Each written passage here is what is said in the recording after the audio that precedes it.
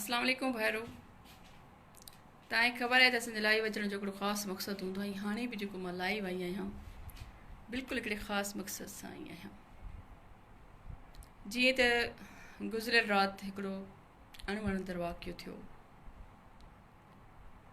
छरी मेरवा में सारंगशर जेको हिकिड़ो उस्तादु आहे, हिकु पैगम्बरी रिश्ते पैगम्बरी जेको आहे सो हिकिड़े उस्ताद असांजो नबी सगोरो बि उस्ताद हुयो, तबलीग कंदो हुयो।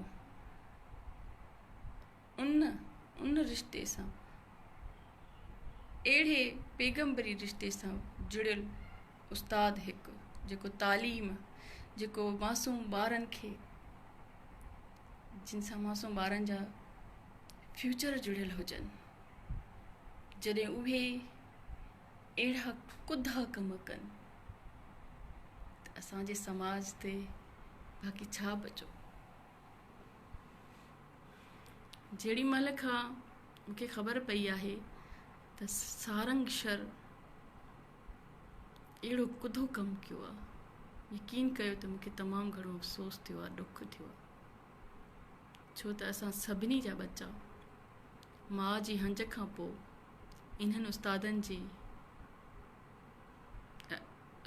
जी जेको आहे सो निगरानीअ में उन्हनि जी परवरिश थींदी आहे ऐं तालीम जेको आहे सो पिराईंदा आहिनि ॿार।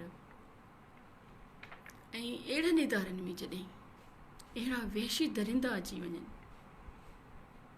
त पोइ ज़ाहिरी ॻाल्हि आहे अहिड़ा वाक़िया ज़रूरु थींदा। हर इदारे में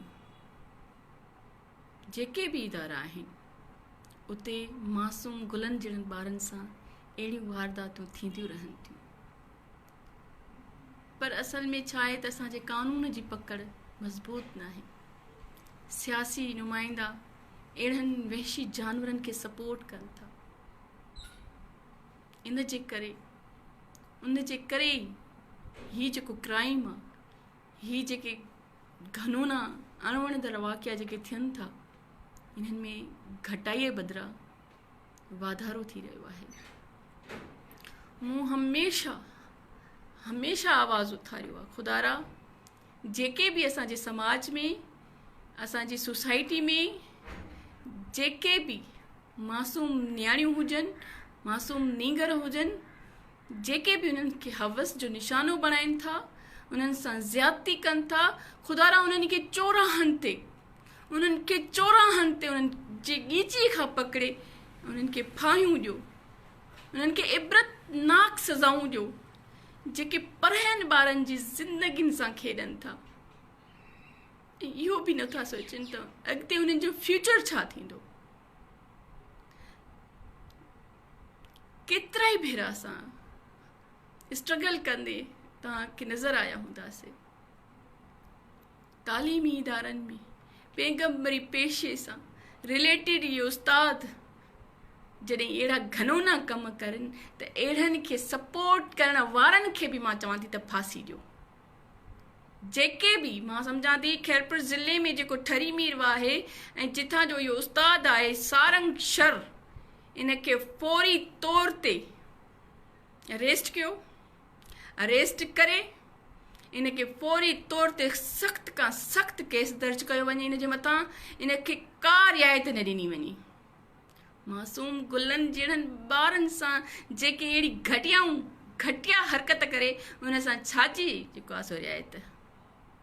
ऐं मूंखे त इहो ॿुधण में आयो आहे त सारंगशर अॻु में बि केतिरनि ई मासूम नंढड़नि सां ऐं नियाणियुनि सां अहिड़ियूं घटिया हरकतूं कंदो रहियो आहे, ऐं पर इन जी कॾहिं बि कन मरोड़ न थी आहे। ऐं इन जे करे ई इनखे जेको आहे एतिरो हौसलो इनजो बुलंद रहियो आहे ऐं खुली आम ॿारनि सां इहे ज़्यादतियूं करे ऐं उन्हनि जा वीडियो वायरल कंदो रहियो आहे।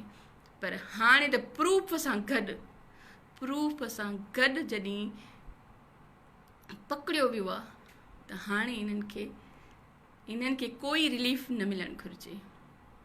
मां रिक्वेस्ट कंदसि खैरपुर ज़िले जे SSP खे त खुदारा तव्हां इन जे ख़िलाफ़ मज़बूत तरीन हिकिड़ो केस जोड़ियो ऐं हिन में कलम जेके ज़रूरी कलम आहिनि उहे लॻाया वञनि, हिन सां का बि हेराफेरी न कई वञे ऐं जहिड़ी तरह सां तव्हां फौरी तौर ते केस दर्ज कयो आहे तहिड़ी तरह सां तव्हां हिन खे जवाबदार जेको आहे वेशी दरिंदो सारंग शर खे फौरी तौर ते कहिड़े बि तरीक़े सां नंबर ट्रेस कयोसि, कीअं बि मतिलबु हिन खे ॻोल्हे करे ऐं हिन खे हंगामी बुनियादनि ते अरेस्ट कयो वञे ऐं हिन जे ख़िलाफ़ु बाक़ाइदा हिकिड़ो मज़बूत केस जोड़ियो वञे।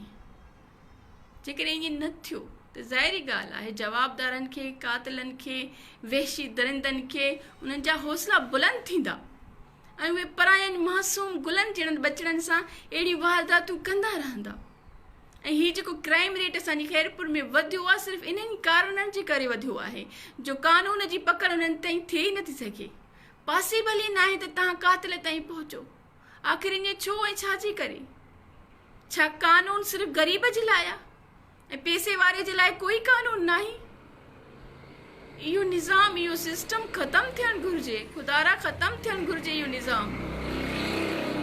असां वस वारनि खे रिक्वेस्ट कंदासीं त खुदारा जेके बि इन्हनि गंदनि घनोननि घटिया कमनि में मुलविस आहिनि उन्हनि खे फौरी तौर ते अरेस्ट कयो वञे ऐं उन्हनि जे ख़िलाफ़ु मुकमल सख़्तीअ सां केस दर्ज कयो वञे। इहो जेको सारंग शहर हिन महिल आज़ादु घुमंदो थो वठे, असां सख़्तीअ सां मुज़म्मत कयूं था ऐं फौरी तौर ते SP खे हंगामी बुनियादनि ते एक्शन वठणु घुरिजे ऐं हुनखे फौरी तौर ते अरेस्ट करे। जेकॾहिं इहो शाम ताईं अरेस्ट न थियो त ज़ाहिरी ॻाल्हि आहे असां सुभाणे रोडनि ऐं सड़कनि ते निकिरी करे एहतिजाज कंदासीं। जेकॾहिं अहिड़ा वहशी दरिंदा असांजे समाज में, असांजे शहरनि में ईअं खुलेआम घुमंदा त छा असांजे बच्चनि जो मुस्तक़बिल महफ़ूज़ हूंदो? कॾहिं बि न।